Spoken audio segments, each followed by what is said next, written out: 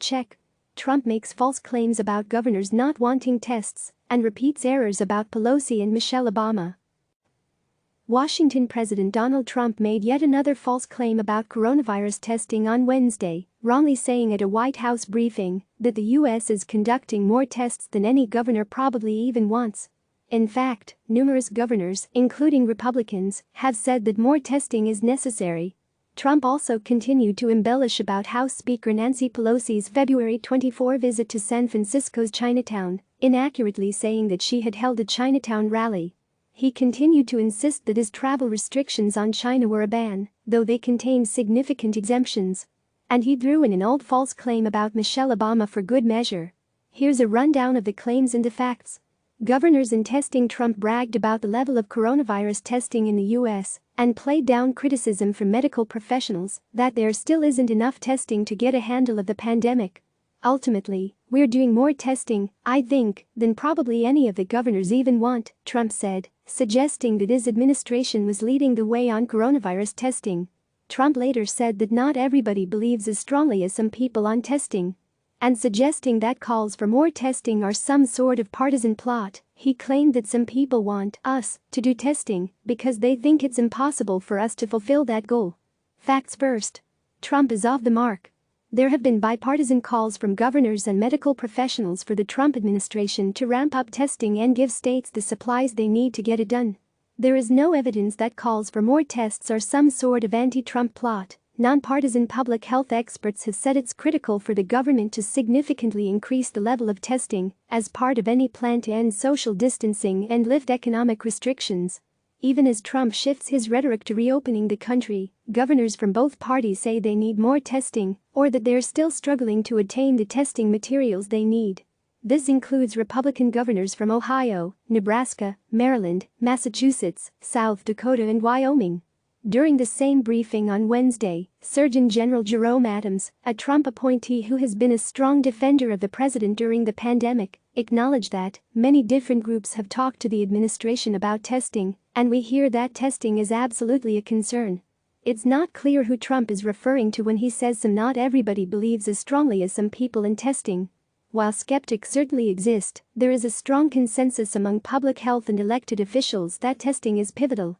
These views are shared by major business executives, doctors, and even some Trump appointees, including Dr. Scott Gottlieb, his former chief of the Food and Drug Administration. Travel restrictions. During Wednesday's press briefing, Trump repeated a false claim he's made numerous times about the travel restrictions imposed on China due to the coronavirus. He once again described the restrictions as a ban and claimed that if we didn't close our country to China, we would have been so infected like nobody's ever seen. Facts first. Trump's comments are misleading because he did not close our country to China. On February 2, the United States began implementing travel restrictions that denied entry to foreign nationals who had visited China within 14 days of arrival in the United States. But the travel restrictions contain exemptions for U.S. citizens who had visited China, which makes Trump's characterization that there was a ban misleading.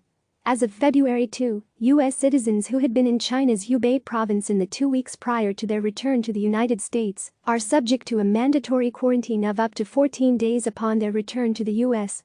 American citizens returning from the rest of mainland China may also face up to 14 days of quarantine after undergoing health screenings at selected ports of entry. Only foreign nationals who have visited China within the past 14 days are temporarily banned from entering the United States. Michelle Obama in the Georgia governor's race. Despite publicly disagreeing with Georgia Governor Brian Kemp's decision to open up businesses such as barbershops and tattoo parlors, Trump reiterated his past support for the governor. He compared his efforts to get Kemp elected with those of Democrats, erroneously claiming that Michelle Obama joined her husband in campaigning for Kemp's opponent. As you know, Brian Kemp, governor of Georgia, I worked very hard for his election. He beat their superstar. He beat the superstar of their party. I think you can say I helped a lot, Trump said. Michelle Obama, Barack Obama, Oprah Winfrey, they all went in. They campaigned for him very, very hard, and he lost. Facts first. Michelle Obama did not campaign for either of Kemp's opponents. Kemp beat Republican Lieutenant Governor Casey Cagle, a man, in the primary and Democratic candidate Stacey Abrams, a woman, in the general election. While Trump's comments make it unclear which of Kemp's opponents he's referring to specifically, he has claimed on multiple occasions that both the Obamas and Winfrey campaigned for Abrams. While Barack Obama and Winfrey did, Michelle Obama did not. Pelosi's Chinatown visit. Trump again exaggerated about Pelosi's visit to San Francisco's Chinatown on February 24, this time claiming Pelosi was having a rally in San Francisco, in Chinatown. Trump's description of the Chinatown visit has changed repeatedly. At previous briefings, Trump claimed Pelosi was holding a street fair in Chinatown and that, during her visit, she called for a Chinatown parade, parties in Chinatown, and a march against his travel restrictions on China. Facts first. Pelosi did not hold a rally or a street fair, and she did not call for a parade, parties or a march. Rather, amid concerns about rising anti-Chinese bigotry, she walked around Chinatown, visited businesses and a temple, ate at a dim sum restaurant, and spoke to reporters to urge people to come to Chinatown. Pelosi said that we think it's very safe to be in Chinatown and hope that others will come. It's lovely here. The food is delicious, the shops are prospering, the parade was great. Walking tours continue. Please come and visit and enjoy Chinatown. Trump could mock Pelosi for not taking the threat of the virus seriously enough at that point. However, Trump himself tweeted the same day that the coronavirus is very much under control in the USA, likened the virus to the regular flu 2 days later, and continued to downplay the situation well into March. Click subscribe to receive the latest news.